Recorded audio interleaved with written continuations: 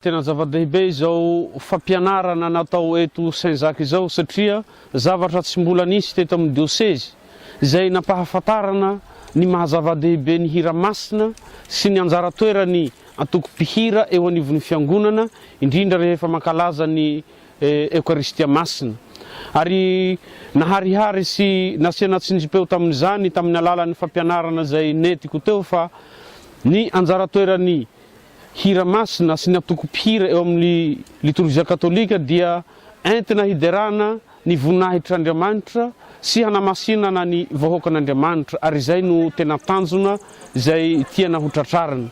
Ary anetanana ny antoko-pihira mba hanome lanja ny asa famoronana ny mpitendry zava-maneno hanome hasina satria entina hanamasinana ny vahoakan'Andriamanitra manontolo izany adidy izany ka sady mifototra amin'ny fampianaran'ny fiangonana, mifototra amin'ny Konsily Vatikana faharoa indrindra izay miainga avy ao amin'ny soratra masina izay fampianarana fototra ary iaingan'ny zavatra rehetra.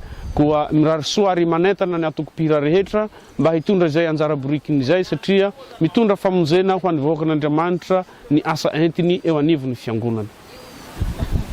Zahay zany dia koraly avy ao amin'ny Antsahalanitra Mariaky eto Fort-Dauphin manatrika izao fiofanana iarahana aty Saint-Jacques izao.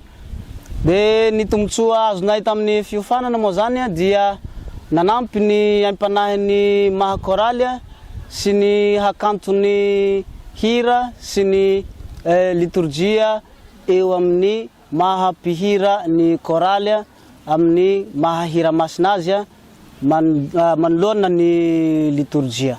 Ka isaorana manokana Père Bruno tamin'ny tapany voalohany zay narahina teo satria anisany tena namoafoha sy nanome aim-panahy vaovao ho an'ny koraly rehetra manodidina eto amin'ny diocèse.